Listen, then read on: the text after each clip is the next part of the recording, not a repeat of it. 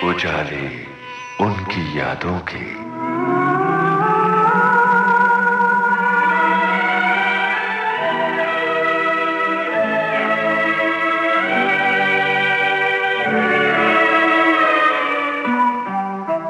श्रोताओं नमस्कार।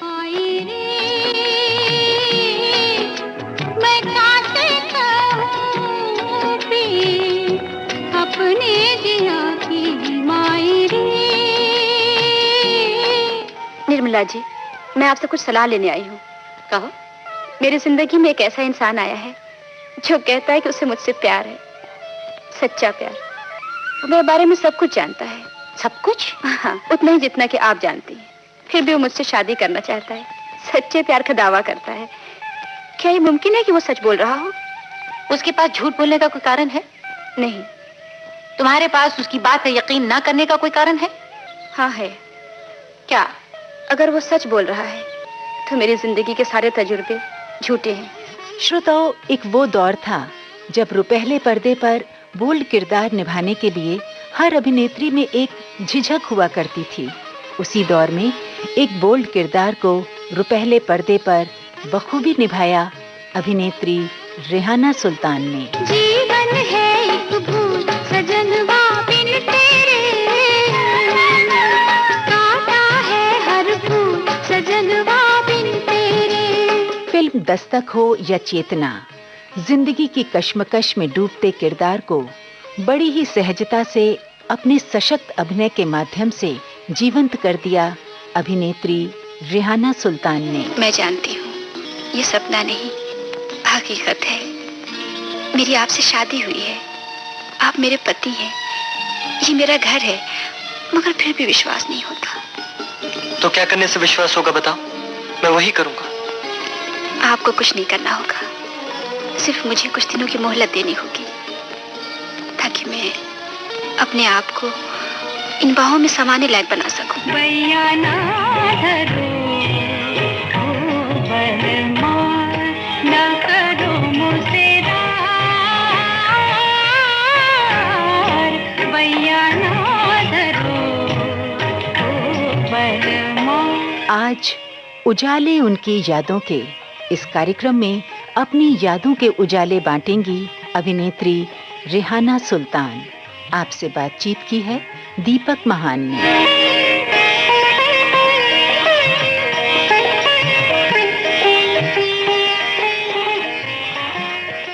विविध भारती सुनने वाले सभी श्रोताओं को दीपक महान का आदाब, नमस्कार। दोस्तों, वक्त अपनी रफ्तार से चलता है, लेकिन जब भी कभी युग परिवर्तन होता है तो उसमें कहीं ना कहीं कुछ खास बिरले लोगों का योगदान होता है।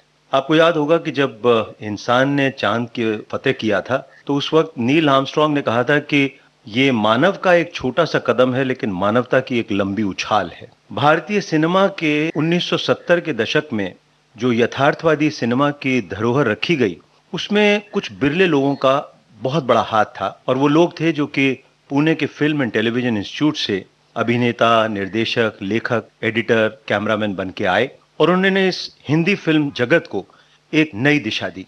उन लोगों में सबसे पहले अग्रणी, या कहना चाहिए कि बड़ी अलख जलाने वाली जो शख्सियत थी, वो आज हमारे साथ इस स्टूडियो में मौजूद हैं और एक खुशबू की तरह वो फिल्म जगत में आईं और उन्होंने सभी को अपने काम से न केवल रोमांचित किया बल्कि मंत्रमुग्ध भी कर दिया। मैं जिस शख्सियत का नाम ले रहा हूं वो हैं रेहाना सुल्तान। रेहाना जी, हमारे स्टूडियो में आने के लिए आपका बहुत बहुत शुक्रिया। बहुत लंबे अरसे से हम आपके साथ बातचीत के लिए तरस रहे थे। कैसा लग रहा है आपको? मुझे बहुत खुशी हो रही है कि मैं आपका इतना खूबसूरत प्रोग्राम कर रही हूँ। आपने खैर बहुत ज़्यादा तारीफ कर दी। मैं सिर्फ इतना कहूँगी कि मैं अपने आप को बहुत खुशनसीब समझती हूँ कि जिस दशक में मैं आई हूँ फिल्म इंडस्ट्री में, वो शायद अपने दौर का सबसे खूबसूरत वक्त था। उन दिनों फिल्म इंडस्ट्री एक उतार चढ़ाव से, या कहिए एक परिवर्तन की ओर बढ़ रही थी, और हर शख्स फिल्म इंडस्ट्री में कुछ नया करना चाहता था। नए नए डायरेक्टर आ गए थे, नए नए म्यूजिक डायरेक्टर्स आ गए थे, नए नए आर्टिस्टों की ज़रूरत पैदा हो गई थी। उस वक्त ये मेरी खुशकिस्मती है कि मैं इंडस्ट्री में आई और मुझे कुछ काम करने का मौका मिला, और इससे ज़्यादा मैं क्या कह सकती हूँ। देखिए, मैंने आपके बारे में कुछ ज़्यादा नहीं कहा, क्योंकि आपका नाम रेहाना है और रेहाना का अपने आप में मतलब होता है कि जन्नत का वो फूल जिसकी कि अलग ही एक पहचान होती है और अपनी एक अद्वितीय खुशबू होती है। और ये कहा जा सकता है कि जब फिल्म इंस्टीट्यूट अपना वजूद खोज रही थी, उस वक्त आपने, शबाना जी ने, जया भादुड़ी जी ने, शत्रुघ्न सिन्हा, अनिल धवन, आप जैसे लोगों ने इस पूरी हिंदी फिल्म इंडस्ट्री को एक नई दिशा दी थी। तो इसके बारे में हम ज़रूर बातचीत करेंगे, लेकिन हमारे श्रोता ज़रूर उत्सुकता से भरे होंगे कि आप उस युग में जब आईं और एक बहुत ही अद्भुत कलाकार बनी, तो आपके घर परिवार का माहौल कैसा था जिसने कि आपको फिल्म जगत में आने के लिए अनुमति दी? कुछ अपने पुराने दिन हमारे साथ आप शेयर करें। सबसे तो पहले मैं आप लोगों का शुक्रिया अदा करूंगी कि आपने मेरे नाम का बहुत खूबसूरती से बयान किया है। शुक्रिया। और मैं ये तो नहीं जानती कि उसके माने तो यही है, एक खूबसूरत फूल खुशबुओं से भरा हुआ, लेकिन मैंने कितनी खुशबू फैलाई है या नहीं फैलाई है, जो भी है उसका मुझे अंदाज़ा नहीं है, वो आप लोग समझ सकते हैं। और मैं अपने बारे में कुछ ज़्यादा नहीं कहूँगी। और जहाँ तक मेरा बचपन है, वो एक छोटे से शहर में, इलाहाबाद, मैं वहाँ पैदा हुई हूँ, वहीं बड़ी हुई हूँ।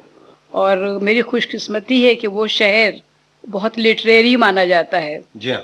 जहाँ पे काफ़ी बड़े बड़े लोग, जैसे शायर और बहुत बड़े बड़े राइटर और पॉलिटिशियंस और एडवोकेट्स, उनका वो शहर है। और मेरी खुशकिस्मती है कि उस शहर में, जहाँ पे एक अदबी शहर कह सकते हैं उसको, वहाँ मैं पैदा हुई। और एक और बहुत बड़ी शख्सियत वहाँ पैदा हुई है, उस पर मुझे बहुत गर्व है, वो है अमिताभ बच्चन। जिनके नाम की वजह से वो शहर और ज़्यादा मशहूर हो गया है और माना जाता है। और एक मिडिल क्लास फैमिली में मैं पैदा हुई हूँ। मेरे 3 बहन भाई हैं और मेरे जो वालिद साहब जो थे वो इलेक्ट्रिक इंजीनियर थे और बहुत अच्छा उनका बिजनेस चल रहा था। हम लोगों को लोग सोचते हैं कि मैं शायद मुसलमान हूँ, हालांकि मैं इस चीज़ को इतना मानती नहीं हूँ।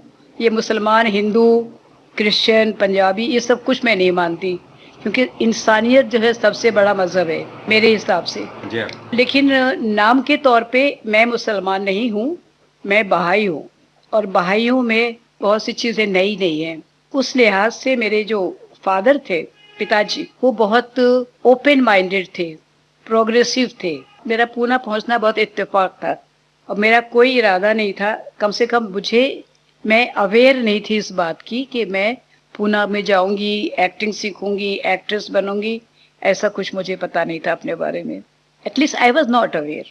लेकिन ये था कि मुझे फ़ोटो खिंचवाने का बहुत शौक था और सबको दिखाने का कि देखो ये मेरी फ़ोटो कैसी लग रही हूँ। और उसके अलावा ऐसी तो कोई बात नहीं थी। अकेली थी, मेरी माँ का देहांत हो चुका था और मैं अकेली थी घर में। सर्वेंट्स थे, मैं थी, डैडी तो सुबह चले जाते थे। तो यूं ही पेपर देख रही थी, इत्तेफाक से उस पेपर में एक एडवर्टीजमेंट नज़र आया, पूना फिल्म इंस्टीट्यूट का था, जिसमें ये लिखा हुआ था कि ये लास्ट डेट है, अगर आप चाहते हैं कि इंस्टीट्यूट ज्वाइन करें तो आप इस फॉर्म को भर के भेज दें। पता नहीं मेरे दिमाग में क्या आया उस वक्त, शायद ये भी था कि हम लोगों के घर में बच्चों की जो कहना चाहिए कि वक़्त उतनी ही थी कि डैडी के दोस्त या मम्मी के दोस्त आते थे तो उनको मैंने नमस्ते या सलाम किया। उन्होंने कहा कैसे हैं आप बच्चों, अच्छी हूँ, किस क्लास में हो, इस क्लास में हूँ। उसके बाद मैं अपनी जगह, वो अपनी जगह, ज़्यादा बातचीत नहीं होती थी। और ख़त भी आते थे तो मम्मी डैडी के ख़त आते थे, उसमें हमारे बारे में सिर्फ पूछा जाता था। तो सडनली मेरे दिमाग में आया कि मैं ये फॉर्म भर के भेजती हूँ, देखिए इसका जवाब आता है कि नहीं। बस इतना ही था मेरे दिमाग में। मैंने वो फॉर्म भरा और भेज दिया। और एक तरह से थोड़ी दिन तो था कि देखिए जवाब अब तक नहीं आया, अब तक क्यों नहीं आया। फॉर्म फिर भूल भी गई। फोटो वगैरह पैसे भेजने का कुछ था? नहीं, खाली इसमें पहले ये था कि आप फॉर्म भर के भेज दीजिए। तो मैंने फॉर्म भर के भेज दिया। तो उसके बाद वहाँ से जवाब आ गया तो आई वॉज वेरी हैप्पी कि मेरे खत का जवाब आया है। वही बहुत बड़ी बात थी, किसी ने उसके पहले मुझे खत लिखा ही नहीं, ये पहला खत था जिंदगी का। लेकिन अब मसला ये आ गया कि उसमें लिखा था कि आप अपनी 3 फोटोग्राफ्स भेजिए और पेरेंट्स सिग्नेचर होनी चाहिए उस पर, और फॉर्म भर के फ़ौरन भेज दीजिए। अब तो मैं क्या करूं, डैडी की मर्जी के बिना तो जा नहीं पाऊंगी और उनसे पूछे बिना भी नहीं हो सकता, साइन तो चाहिए। खैर मैंने बहुत हिम्मत जुटाई और जुटाने के बाद डैडी से कहा, डैडी मैंने ऐसे ऐसे फॉर्म भरा था, उसका ये जवाब आया है, आप प्लीज साइन कर दीजिए ना। डैडी ने कहा क्या है? मैंने कहा ये है एक्टिंग स्कूल है। Acting school? हमने कहा जी। आप एक्टिंग करेंगे? मैंने कहा पता नहीं, फोटो तो भेज दूं पहले। तो उसके बाद डैडी ने कहा, सोचा सा बहुत काफी, फिर उन्होंने सोचा कि मेरी बेटी कहाँ सेलेक्ट होने वाली है, तो वो खुश हो जाएगी, उसका दिल रख लूं। और उन्होंने साइन किए और मैंने फोटो जो मैं खिंचाया करती थी, आम फोटोग्राफ, कोई खास नहीं, वो फोटो मैंने रख के भेज दिए। अब इत्तेफाक की मेरी खुशकिस्मती कि वो फोटो सेलेक्ट हो गए और मुझे दिल्ली में बुलाया गया स्क्रीन टेस्ट के लिए और कुछ सीन भेज दिए मुझे उन्होंने कि ये आप सीन तैयार कर लीजिए और आ जाइए। अब डैडी के लिए बड़ा भारी प्रॉब्लम आ गया कि लड़की तो सिलेक्ट हो गई और अब इसको दिल्ली ले जाना पड़ेगा। फिर भी उनके दिल में सेकंड यही थॉट आया कि ठीक है सिलेक्ट तो हो गई है, थोड़ी वहाँ पास हो जाएगी। खैर हम लोग दिल्ली गए और हमारा टेस्ट हुआ और इत्तेफाक की बात है कि वहाँ भी मैं पास हो गई। और वहाँ पर जो हमारे टेस्ट लेने के लिए आए थे बॉम्बे फिल्म इंडस्ट्री से, वो कामनी कौशल, बी.आर. चोपड़ा, ऋषिदा, ये लोग सब आए हुए थे। तो मैंने अपना टेस्ट वगैरह दिया। वहाँ भी काफी इंटरेस्टिंग इंसिडेंट्स हुए थे। क्या हुआ कि मुझे घर की बहुत लाडली प्यारी थी, तो कुछ भी बोलने की आदत थी और जुस्तजू रहती थी हर बात की, ये क्यों है कैसे। तो वो लोग डिस्टेंस नाप रहे थे, कैमरामैन जी, और वो कैमरामैन सारे इंस्टीट्यूट के स्टूडेंट्स ही थे, लेंस की फोकल लेंथ के लिए। या तो मुझे तो पता नहीं स्टूडेंट्स हैं कि क्या है। तो मैंने कहा कितने बेवकूफ लोग हैं, मेरी हाइट देख रहे हैं ऐसे। लेकिन मेरे ये भी नहीं कि मैं खामोश रहती, मैंने बोल ही दिया। मैंने कहा आप हाइट ऐसे क्यों ले रहे हैं, आप हाइट ऐसे लीजिए ना, नीचे टेप रखिए और यहाँ तक वैसे नापिए। तो वो सब बोले तो कुछ नहीं, सिर्फ मुस्कुरा दिए कि आओ बच्चू, पूना तो अगर आ गई तो तुमको देखते हैं फिर। तो बहरहाल वो पहला मेरा था उन लोगों के साथ में ये इंसिडेंट। और उसके बाद कामनी कौशल जी थी और ये बी.आर. चोपड़ा जी वगैरह थे। उन्होंने टेस्ट तो मेरा कुछ नहीं लिया, कुछ बातें की, कैसी हो, कहाँ से हो, क्या हो। शायद उनको मेरी जबान सही लगी या क्या, मुझे नहीं मालूम। हो सकता है आपका आत्मविश्वास कि उन्हें बहुत अच्छा लगा हो कैमरे के सामने, मैं कह नहीं सकती कुछ। बहरहाल मैं वापस, हम लोग इलाहाबाद आ गए। वो लौट के बुद्धू घर को आए वाली उस वक्त तो यही बात थी। कुछ दिन गुजर गए, कोई रिस्पांस नहीं। हमने सोचा कि हम तो सिलेक्ट हुए नहीं। एक अचानक फिर एक दिन टेलीग्राम आ गया कि आप सिलेक्ट हो गए हैं और फौरन ज्वाइन कर लीजिए, वरना हम वेटिंग लिस्ट वाले को सीट दे देंगे। आपकी आगे बातचीत हम जारी रखेंगे, उससे पहले एक आपकी इस जीत के ऊपर, मुझे लगता है कि आपकी एक फिल्म थी खोटे सिक्के, उसमें एक गीत था, वो शायद आपके इसी निडरता के ऊपर और आपके जो कहते हैं कि विश्वास के साथ अपनी लड़ाई लड़ने के ऊपर शायद लिखा गया था। हम इस गीत को सुनते हैं। जरूर जरूर। जीवन में तू डरना नहीं, सर नीचा कभी करना नहीं, हिम्मत वाले को मरना नहीं, मरना नहीं।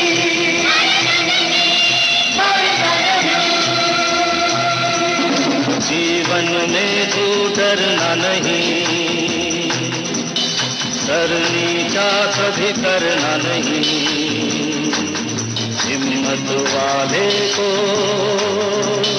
मरना नहीं, मरना नहीं।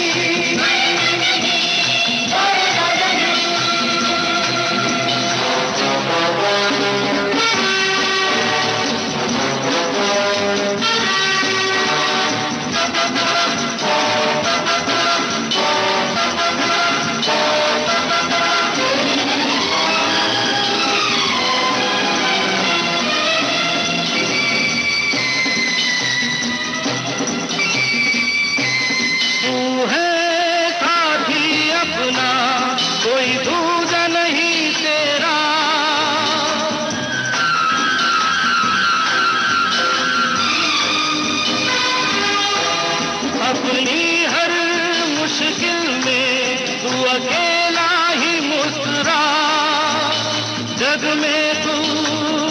सबसे बड़ा है। दिल छोटा करना नहीं, करना नहीं।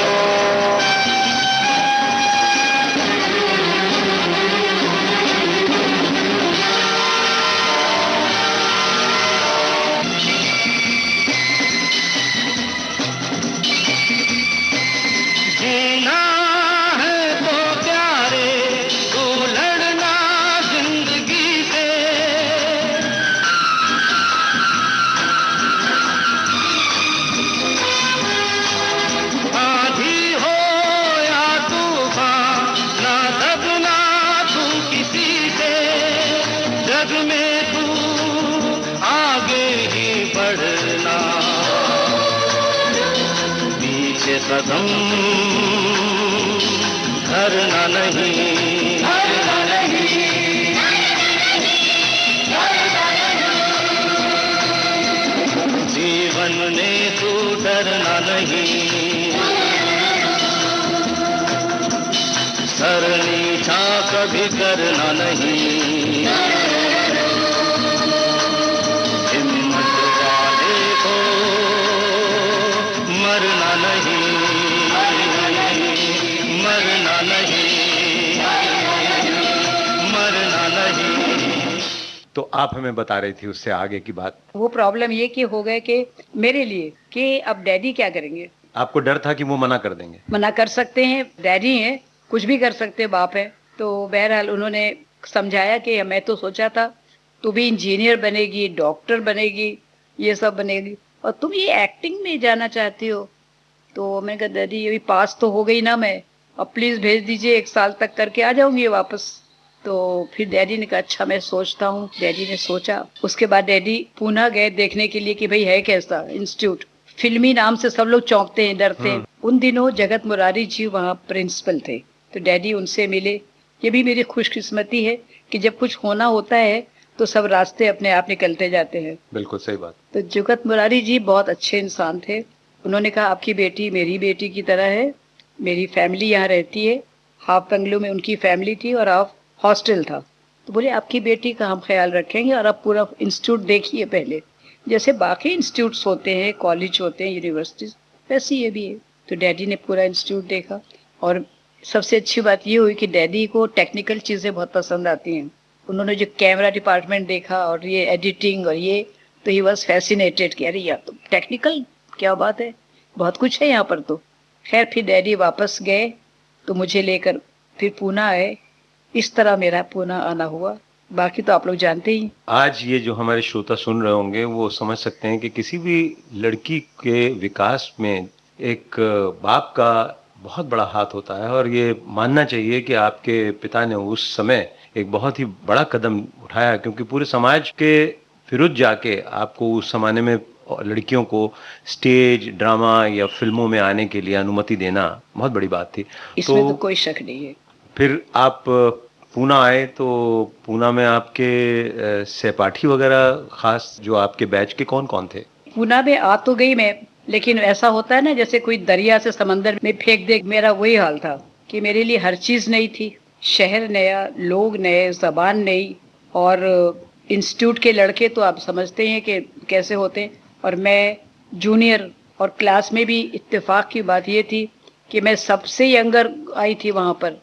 10th पास करने के बाद पुणे ज्वाइन किया। जिस दिन मैं पुणे पहुंची हूँ उस दिन सब लड़कियां पकड़ा पकड़ी कुछ खेल रहे थे, मुझे भी उन्होंने शामिल कर लिया, मैं भी खेलने लगी। लेकिन मैंने देखा नहीं कि पीछे एक बॉटल टूटी हुई पड़ी हुई है, वो मेरे पैर में लग गई जबरदस्त, 3-4 टांके आए। उसके बाद मैं नेक्स्ट डे इंस्टीट्यूट पहुंची, जाना पड़ेगा। तो वो बहुत हिलेरियस भी था और बड़ा मेरे लिए बहुत ऑकवर्ड था, क्योंकि लड़के सब देख रहे थे जानबूझ के और ज्यादा देख रहे थे। ओहो हो, चोट लगी है। एक आवाज आई, मेरी तो हालत हो गई और ज्यादा, बहुत तकलीफ हो गई। मुझे कोई नहीं कह रहा, ये सब आपस से बातें हो रही हैं, मुझे खाली आवाजें आ रही हैं। बहरहाल कैसे भी दिन गुजर गया और मैं वापस हॉस्टल आ गई। एक ही बात थी, मैं कभी अकेले हॉस्टल से इंस्टीट्यूट नहीं जाती थी। सब लड़कियों की खुशामद करती, प्लीज मुझे भी साथ ले लेना, तुम जाओगे तो मुझे भी ले लेना। और जब कोई नहीं होता था और मुझे अकेले जाना होता था तो बहुत मुश्किल होती थी।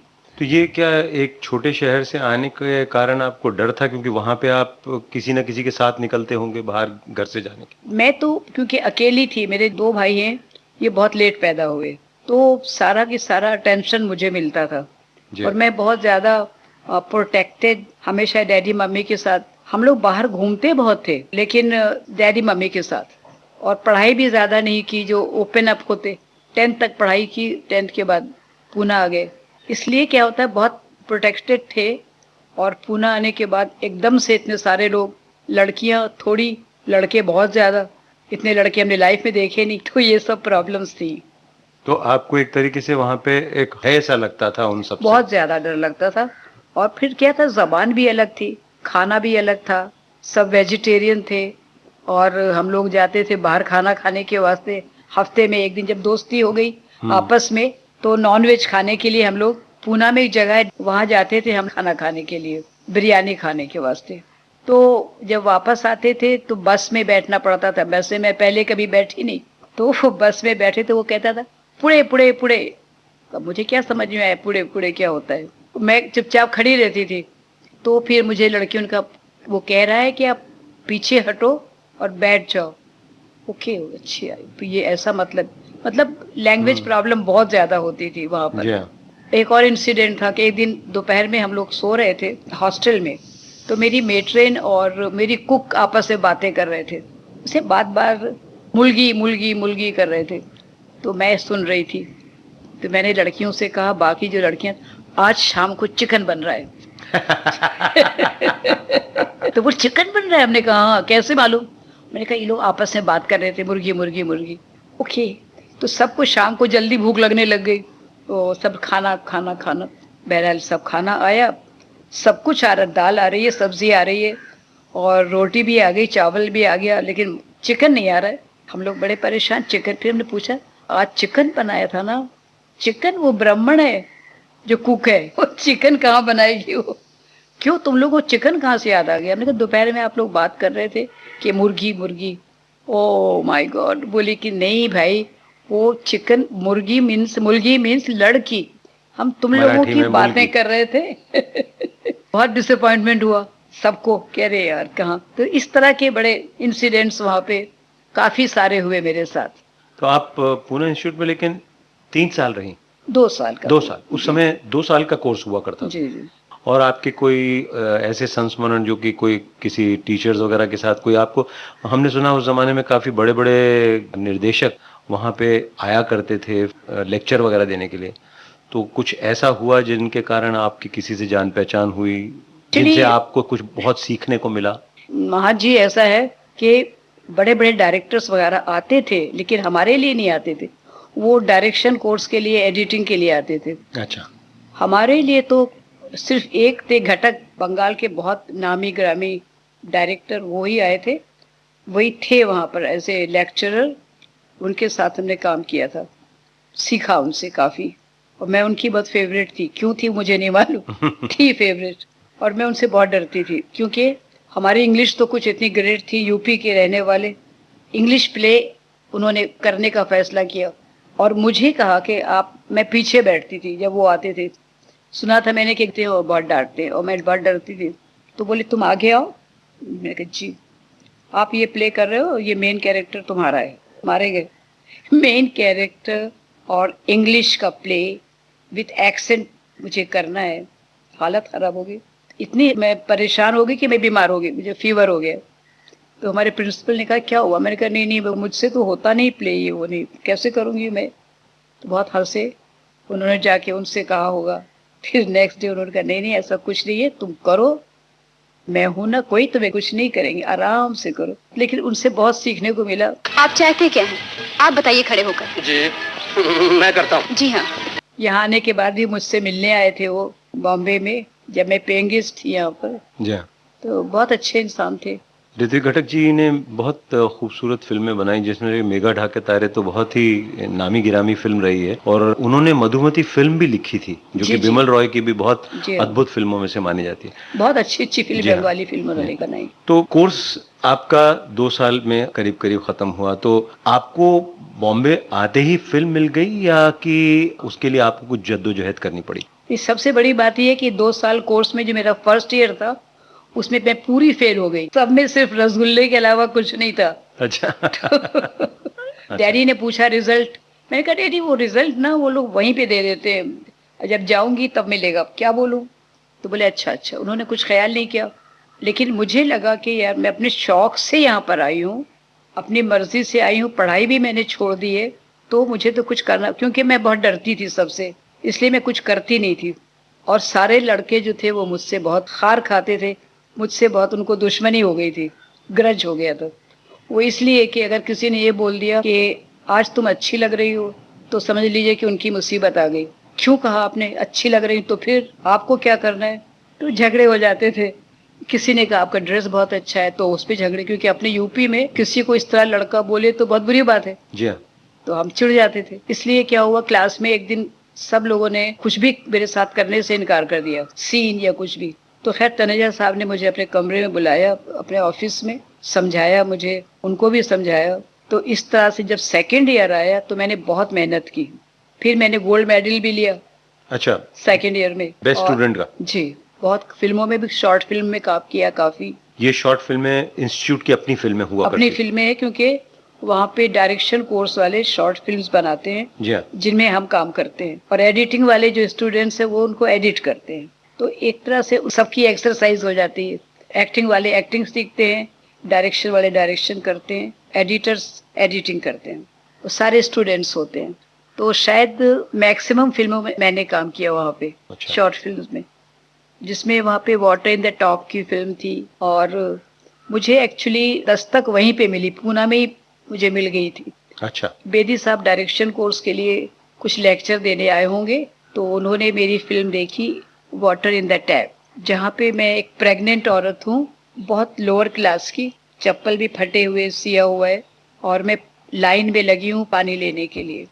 मोस्ट डी ग्लैमराइज रोल कहना चाहिए। बेदी साहब को कुछ अच्छा लगा, वो पूछा कौन लड़की है ये, उन्होंने बताया अपने इंस्टीट्यूट की लड़की है, फलाना फलाना। अच्छी बात है। लेकिन उन दिनों हम लोग क्योंकि स्टूडेंट्स थे, हम लोग काम नहीं कर सकते, अलाउड नहीं था काम करना। और जब मैं बॉम्बे आई तब बेदी साहब ने मुझे बुलाया कि तुम मेरी पिक्चर में काम करोगी, दस्तक में। और ये मेरी खुशकिस्मती ही होगी या डेस्टिनी, क्योंकि मुमताज जब मैं आई हूँ तो वो जा रही थी इंडस्ट्री से शादी करके, और बेदी साहब की फैमिली से उनके बहुत अच्छे रिलेशन थे। तो उन्होंने कहा कि देखिए आप नए डायरेक्टर हैं, आप नई लड़की को ले रहे हैं, कैसी होगी क्या पता, मैं फ्री काम करूंगी आपकी पिक्चर में, मुझे ले लीजिए तो आपका सेटअप अच्छा बन जाएगा। जी। संजीव कुमार हैं, उन दिनों उनकी खिलौना वगैरह सब हिट हो चुकी थी पहले, तो संजीव है, मैं हूँ, मेरा पेयर हिट पेयर है, और मुझे लेके बनाइए। बेदी साहब ने कहा नहीं मैं तो बनाऊंगा तो रेहाना सुल्तान के साथ ही बनाऊंगा। चलो आखिर मिल ही गया मकान। हाँ जैसा तैसा भी है, शुक्र है कहीं सर छिपाने को जगह तो मिली। मैं तो कहता हूँ खुदा भला करे उस पनवाड़ी मरातिब का, ना सिर्फ मकान बल्कि सामान साथ में पलंग भी दे दिया। हमारे ससुर से तो यही अच्छा है, तुम्हें देखते ही जालियां हाथ में थमा दी। तरस आ गया ना बेचारे को, भले आदमी क्या दुनिया में नहीं होते। अच्छा, इतना उनको आपके अंदर विश्वास? हाँ, पता नहीं है, बहुत ज्यादा विश्वास था, और मैंने डिसाइड कर लिया है तो वही काम करेगी अब। तो ये मेरी खुशकिस्मती मैं समझती हूँ, और क्या कह सकती हूँ। इस जगह पे क्यों ना बेदी साहब के याद में एक गीत हो जाए? हाँ बिल्कुल। बैया ना धरो ओ बलमा, बैया ना धरो ओ बलमा, ना करो मुझसे बैया ना धरो ओ बलमा।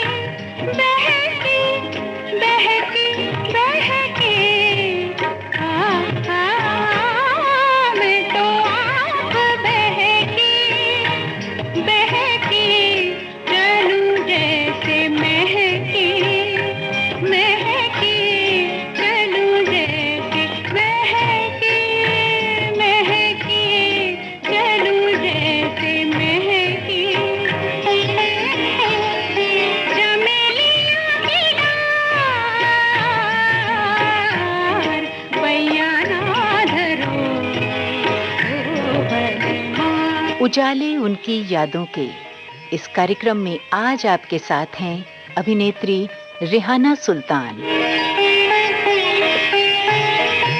तो रेहान जी, ये कहा जा सकता है कि आप जब डिप्लोमा लेकर फिल्म इंस्टीट्यूट से बाहर आए, आपको किसी तरीके का कोई स्ट्रगल नहीं करना पड़ा, मतलब सीधे आपको राजेंद्र सिंह बेदी जी ने इतना सराहा, इतना चाहा कि उन्होंने अपनी पहली फिल्म आपके नाम कर दी। लेकिन जहां तक हम जानते हैं, फिल्म जो रिलीज हुई सबसे पहले वो चेतना, ये सही बात है? बिल्कुल सही। तो चेतना दस्तक के कारण मिली या उसका कैसे सफर रहा? नहीं, ऐसा तो नहीं है। चेतना जो थी उस वक्त बी.आर. इशारा जी कोई हीरोइन ढूंढ रहे थे जी, और इंडस्ट्री की कोई हीरोइन भी चेतना में काम करने को तैयार नहीं थी, क्योंकि वो बड़ा बोल्ड सब्जेक्ट हाँ, था। बोल्ड सब्जेक्ट था, तो सब इनकार कर देते थे कहानी सुनने के बाद। तो कोई उनके और भी फ्रेंड्स डायरेक्टर बैठे होंगे, एक उनका कैमरामैन भी फ्रेंड था, उसने कहा एक लड़की आई है, अभी काम कर रही है दस्तक में, तुम उसको देख लो। मुझे एक और फिल्म भी पूना में मिली थी। मैं बहुत लकी हूँ कि मैं पूना में ही थी, मेरे पास 2-3 असाइनमेंट मेरे पास आ गए थे, तो मैं पूना में थी। तो उस वक्त एक और डायरेक्टर थे, उन्होंने मुझे साइन किया था, मेरे फोटोज भी लिए, साइन किया, और जब उन्होंने फोटो इनको दिखाई इशारा साहब को, तो उन्होंने फोटो उठा के फेंक दी मेरी। कहले कोई लड़की है, छोटी सी है, हीरोइन तो लगती नहीं, बच्ची है ये तो, इसको क्या तुम ले रहे हो, इसको मत लो हीरोइन। तो ही कैंसिल्ड मी, मेरे हाथ से पिक्चर भी निकल गई, वो डायरेक्टर दोबारा आए नहीं। तो जब इन्होंने कहा कि एक लड़की दस्तक में काम कर रही है, उसका नाम है रेहाना सुल्तान, पूना फिल्म इंस्टीट्यूट की है, उसको देख लो। बोले अरे वो, उसको देखा है मैंने, उसकी फोटो, वो मेरे लिए मेरी हीरोइन नहीं हो सकती। तो देख तो लो, जब देखा था तुमने, जब वो पूना में थी, अब पूना में जब में अब में बहुत फर्क हो गया, जाके मिलो एक बार।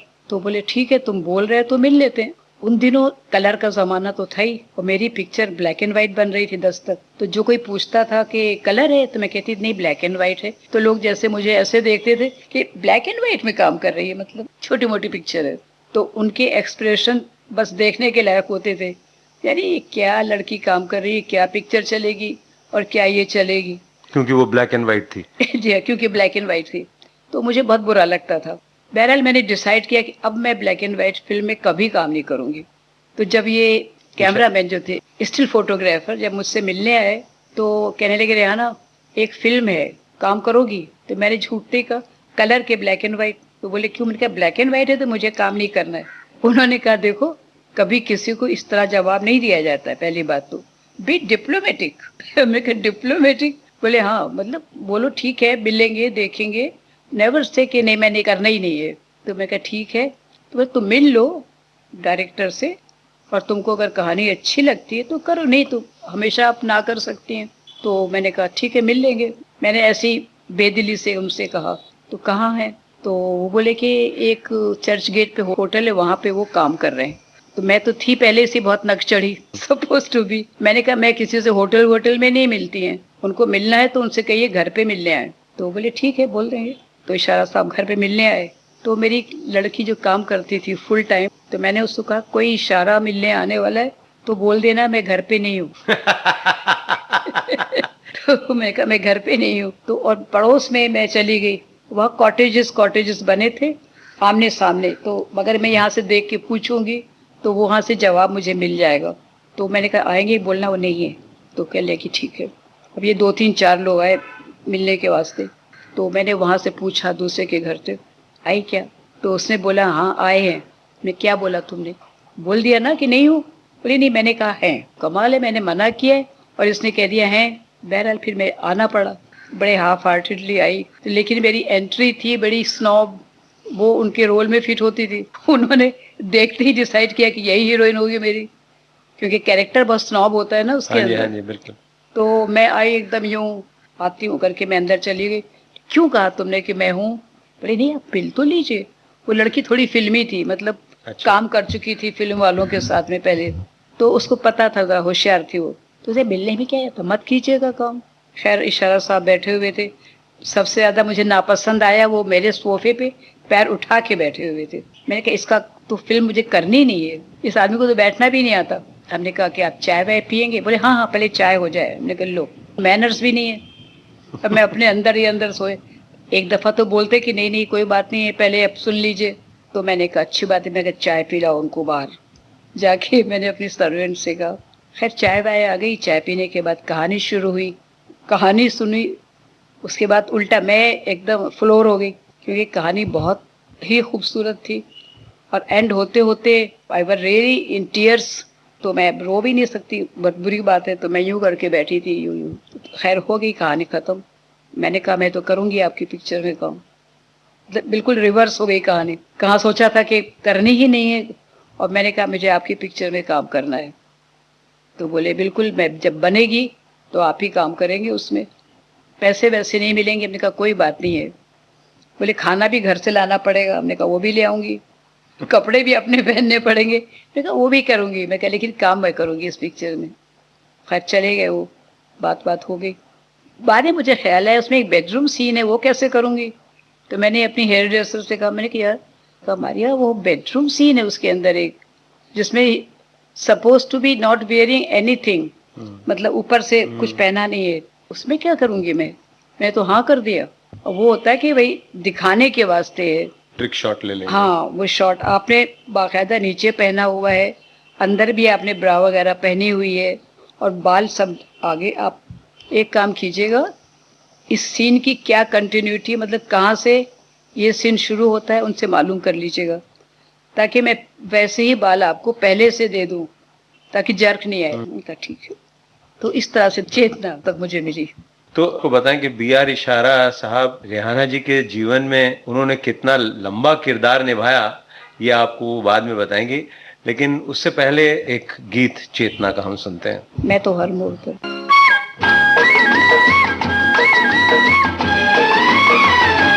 मैं तो हर मोड़ पर तुझको दूंगा सदा, मैं तो हर मोड़ पर तुझको दूंगा सदा। मेरी आवाज को, दर्द के साज को तू सुने ना सुने, मैं तो हर मोड़ पर तुझको दूंगा सदा, मैं तो हर मोड़ पर तुझको दूंगा सदा।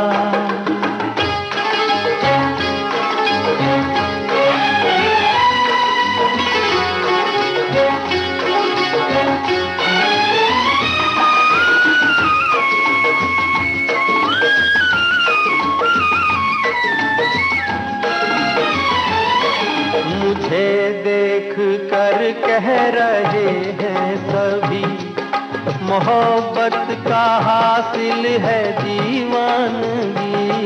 मुझे देख कर कह रहे हैं सभी, मोहब्बत का हासिल है दीवानगी।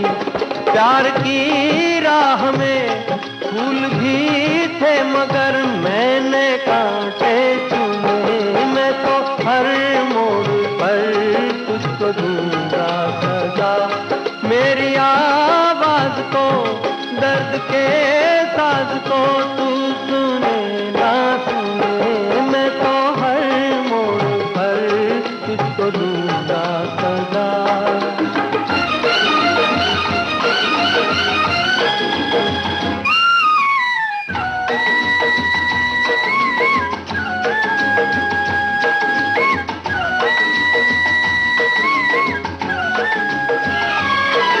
जहाँ दिल झुका था वहीं सर झुका, मुझे कोई सजदों से रोकेगा क्या। जहाँ दिल झुका था वहीं सर झुका, मुझे कोई सजदों से रोकेगा क्या। काश टूटे न वो आरज़ू ने मेरी ख्वाब जो है बुने, मैं तो हर मोड़ पर तुझको दूंगा सदा। मेरी आवाज को, दर्द के साज को तू सुने ना सुने, मैं तो हर मोड़ पर तुझको दूंगा सदा। तो अभी आपने हमें जो चेतना की बात करी, हम B.R. इशारा साहब की भी और बात करेंगे, क्योंकि उन्होंने आपके जीवन में एक बहुत अहम रोल प्ले किया है। अभी हम श्रोता जानते होंगे, लेकिन उसके बावजूद भी हम उसको अभी सस्पेंस रहने देंगे। लेकिन हम ये जानना चाहते हैं कि बेदी साहब ने जब आपको फिल्म दी, इतने बड़े वो लेखक थे, निर्देशक थे, उनके साथ आप काम कर रहे थे, और साथ में संजीव कुमार भी थे, तो वो आपका जो पूरा फिल्म का अनुभव कैसा रहा? बहुत अच्छा रहा। उस फिल्म में सिर्फ मैं ही सबसे नई थी और बाकी सारे लोग जो थे वो सब अच्छे मंझे हुए पुराने कैमरामैन, डायरेक्टर और संजीव कुमार तो सब जानते हैं कितने बड़े आर्टिस्ट थे वो। यानी कोई भी ऐसा नहीं था कि नया हो उसमें, अलावा मेरे। एक तरह से मुझे सीखने का बहुत मौका मिला क्योंकि मैं हमेशा अलर्ट रहती थी, इसलिए कि कहीं गलती ना हो और संजीव साहब कैसा काम कर रहे हैं, डायरेक्टर क्या चाहते हैं, और कोशिश करती थी कि अच्छे सीन हो। तो लेकिन नए आदमी को कुछ ना कुछ मुश्किलात का सामना करना पड़ता है। जी हाँ, बिल्कुल। तो वहाँ पे जब जूनियर आर्टिस्ट जितने भी थे वो सब मुझे बताते थे ये शॉट ऐसे दो। तो बेदी साहब एक दिन बहुत परेशान हो गए, कहने कि मैं तुमको कुछ कहता तुम कुछ और ही करती हो। तो मैंने रोना शुरू कर दिया। मैं कहा मैं करूँ क्या, सारे लोग तो मुझे बोलते हैं ऐसे करो ऐसे करो, कोई कुछ बोलता है कोई कुछ बोलता है, अब मैं क्या करूँ। तब उनको समझ में आया कि वजह क्या है। उन्होंने कहा जो मैं कहूँ वही करो, बाकी जो लोगों की मत सुनो। उन्होंने कहा अच्छा। उसमें सिर्फ एक ही शख्स था, वो थे संजीव साहब, जिन्होंने मुझे कभी नहीं टोका, बल्कि मैंने पूछा भी कि मेरा शॉट कैसा हुआ। हमेशा बोले बहुत अच्छा किया तुमने, और मैं पूछती भी थी, बोले नहीं कुछ पूछो मत, कुछ नहीं करो, बस चुपचाप जैसा तुमको लगे करती जाओ, तुम्हारे डायरेक्टर तुमको बताएंगे कि तुम सही कर रही हो या नहीं। उन्होंने कभी मुझे टोका नहीं, सिखाया नहीं, समझाया नहीं, कुछ भी नहीं, कभी भी नहीं।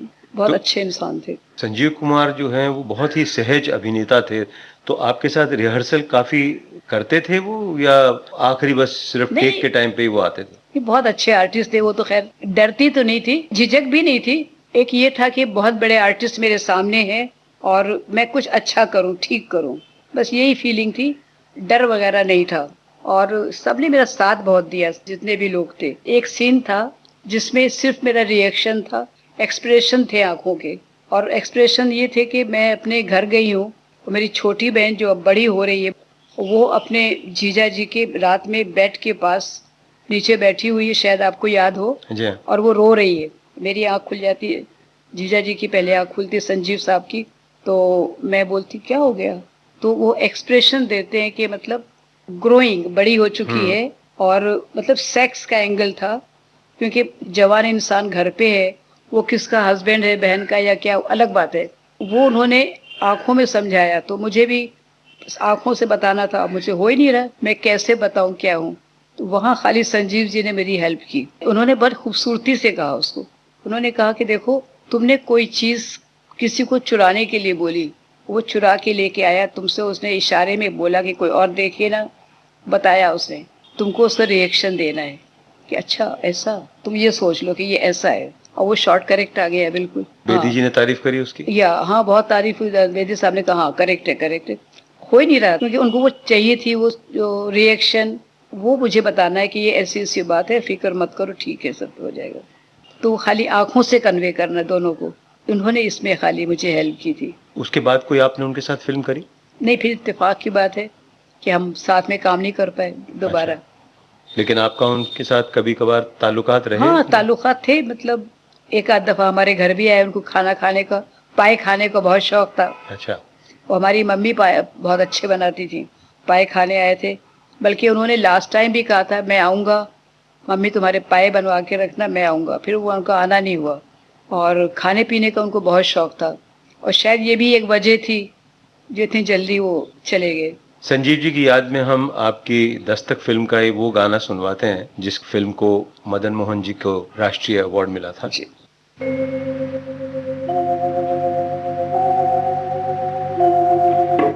तुमसे कहूँ एक बात परों से हल्की हल्की,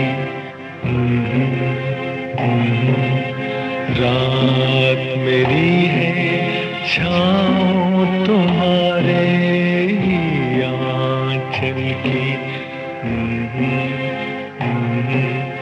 तुमसे कहूँ एक बात परों से हल्की हल्की हल्की हल्की हल्की।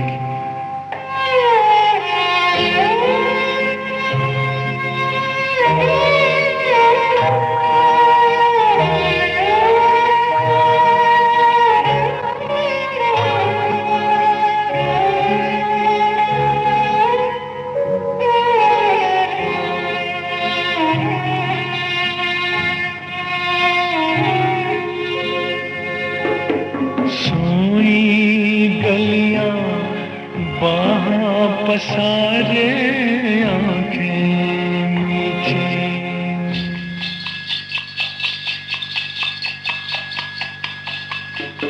सोई गलियां वहाँ पसारे आंखें मीठी।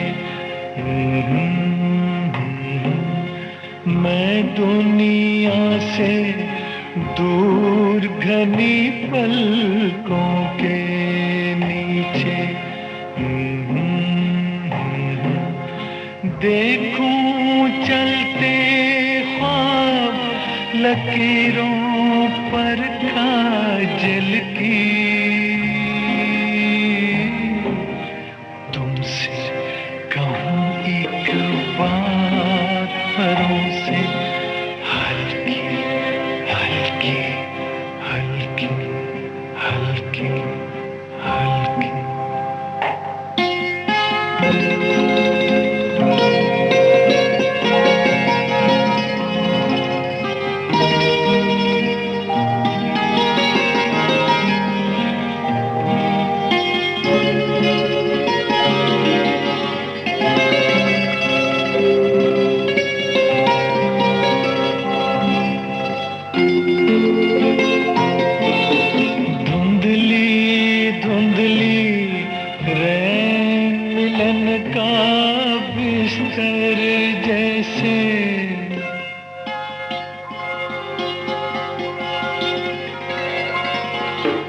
धुंधली धुंधली रैन मिलन का बिस्तर जैसे, खुलता छुपता चांद सेज के ऊपर जैसे, चलती फिरती खाट हवाओं पर बादल की। तुमसे कहूँ एक बात परों से, हल्की हल्की हल्की हल्की हल्की।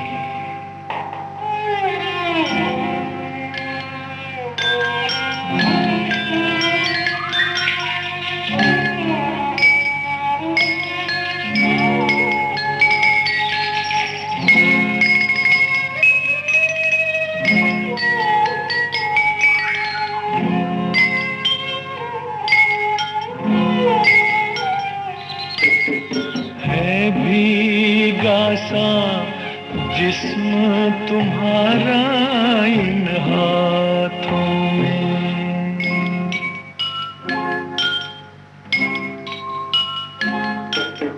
है भीगा सा जिस्म तुम्हारा इन हाथों में। बाहर नींद भरा पंछी भीगी शाखों में, और बरखा की बूंद बदन से ढलकी ढलकी। तुमसे कहूँ एक बात परों से, हल्की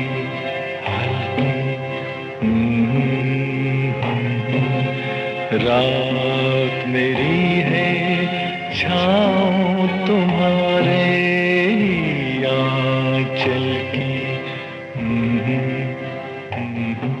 बेदी जी की जो फिल्म थी दस्तक, उसमें बेदी जी ने आपको डायरेक्ट किया, तो बाद में भी आपने बहुत सारे डायरेक्टर्स वगैरह के साथ काम किया, लेकिन हमने अक्सर सुना है कि आप बेदी जी की बहुत बड़ी फैन रही। उसका क्या कारण है? बेदी साहब को मैंने अपने स्कूल के ज़माने में पढ़ा हुआ था, उनकी शॉर्ट स्टोरी, और उनकी किताबें भी घर में थी हमारे। और मेरे घर में थोड़ा लिटरेरी माहौल था, काफ़ी लोग, जैसे मुल्क राजानंद है, कृष्ण चंद्र जी, ये सब जब इलाहाबाद आते थे तो डैडी जाते थे और वो साथ में मुझे भी लेके जाते थे। और मैं इसलिए लिटरेचर में जितने बड़े बड़े राइटर्स थे उनकी बहुत इज्जत करती थी, और वो मेरे लिए बहुत बड़ी चीज़ थे। तो जब मुझे बेदी साहब के साथ फिल्म मिली तो वही बहुत बड़ी बात थी कि मैं उनके साथ में काम करूंगी। राजेंद्र सिंह बेदी, लेकिन वो बहुत सिंपल इंसान थे, बहुत ज्यादा। फिर उनका एक जोक था, वो और उनका बेटा नरेंद्र जी जा रहे होंगे कार में, तो नरेंद्र जी को वो हमेशा टोकते थे कि तुम स्लो चलाओ गाड़ी। तो एक दिन वो क्रॉस कर रहे थे तो एक दो मुर्गियां निकली जो बच गई। तो बेदी साहब का देखा, क्योंकि स्लो थी गाड़ी इसलिए मुर्गियां बच गई। बोले नहीं पापा, अगर मैं फास्ट होता तो पहले ही निकल गया होता, मुर्गियां आती नहीं बीच में। तो इस तरह से मतलब चुटकुले हमेशा सेट पे सुनाया करते थे, बातें करते थे और बहुत इमोशनल थे। जब कोई शॉट बहुत अच्छा होता था तो वो कट करना ही भूल जाते थे, वो रोना शुरू कर देते थे, उनकी आंखों में आंसू आ जाते थे और फिर बड़ी रूहानी शक्ल बना के बोलते थे भारी आवाज में, बहुत अच्छा शॉट था। तो इस तरह के बड़े इमोशनल इंसान थे, जज्बाती थे बहुत। ये मेरी खुशकिस्मती है कि मेरी पहली फिल्म उनके साथ हुई और सारे बड़े बड़े लोग थे। मदन मोहन जी जैसे म्यूजिक डायरेक्टर मुझे पहली फिल्म में मिले, वो भी बहुत अच्छे इंसान थे। मैं तो अपने को बहुत खुश नसीब समझती हूँ उस मामले में। आपने एक बार जिक्र किया था कि दस्तक का जब गाना रिकॉर्ड हो रहा था, तुमसे कहूँ एक बात, तो रफी साहब से आपकी मुलाकात हुई थी। जी हाँ। तो उसके बारे में कुछ बताइए, क्योंकि आपने बताया था कि रफी साहब बहुत शर्मीले इंसान थे और घबरा गए थे आपसे बात करते करते। वो क्या? वो रिकॉर्डिंग हो रही थी और मैं तो क्या, पूरी दुनिया उनकी फैन आज भी है, उनकी आवाज की, उनके गानों की आज भी सदाबहार गाने हैं उनके, और वैसी आवाज अभी तक आई नहीं। तो मुझे मालूम हुआ कि आज रफ़ी साहब रिकॉर्डिंग में हैं, तो मैंने कहा मैं तो ज़रूर जाऊंगी। फिर मैं गई रिकॉर्डिंग में। जब रिकॉर्डिंग ख़त्म हो गई तो मैंने कहा रफ़ी साहब मैं आपकी बहुत बड़ी फ़ैन हूँ और आप इतना अच्छा गाते हैं कि मैं क्या बताऊँ, मेरे पास तो लफ्ज़ ही नहीं है कि मैं आपकी तारीफ़ करूँ। उनको लग रहा था पता नहीं कहाँ छुप जाए, वो शर्मीले थे बहुत, बहुत बहुत शर्मीले। बस शुक्रिया शुक्रिया शुक्रिया करते रहे, कुछ भी नहीं हूँ मैं तो कुछ नहीं हूँ। मैं एक्सप्लेन नहीं कर सकती कि कितनी उनके अंदर खुलूस था और उनके पास लफ्ज़ ही नहीं होते थे अपनी तारीफ को, मतलब सुनने के लिए भी नहीं होते थे और कुछ उसके बारे में कहने के लिए भी नहीं होते थे। बहुत अच्छे, बहुत सिंपल आदमी थे, बहुत मतलब सादगी की मेरे लगता मूर्ति थे पूरी वो। कोई उनका गाना जो कि आप बचपन में सुनते हो, गाते हो, जो आपको पसंद हो, कोई एक जो आप अभी सुनवाना चाहें? रफ़ी साहब के मुझे बहुत से गाने, क्या करीब करीब सभी गाने बहुत पसंद है। एक भजन उनका बहुत उम्दा है जो मुझे बहुत पसंद है और आज भी हर मौके पर वो बजता है और लोग शौक से सुनते हैं। आप लोग भी सुनिए। ईश्वर अल्लाह तेरे नाम सबको सन्मति दे भगवान। ईश्वर अल्लाह तेरे नाम सबको सन्मति दे भगवान। सबको सन्मति दे भगवान, सारा जग तेरी संतान। सबको सन्मति दे भगवान, सारा जग तेरी संतान। सारा जग तेरी संतान।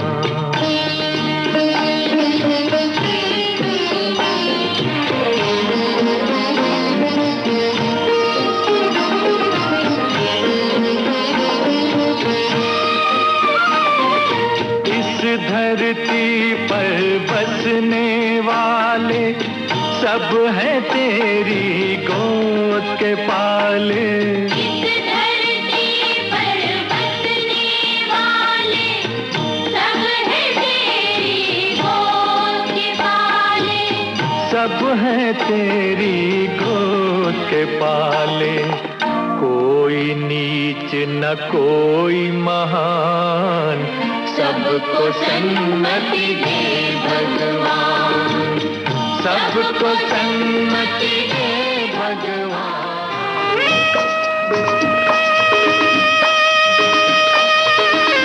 उजाले उनकी यादों के। श्रोताओं, आज के इस कार्यक्रम में आपने सुना अभिनेत्री रेहाना सुल्तान से दीपक महान की बातचीत का पहला भाग। इस कार्यक्रम में तकनीकी सहयोग मिला वंदना ठाकुर से। विविध भारती की ओर से इस कार्यक्रम की प्रस्तुतकर्ता कल्पना शेट्टी। उजाले उनकी यादों के।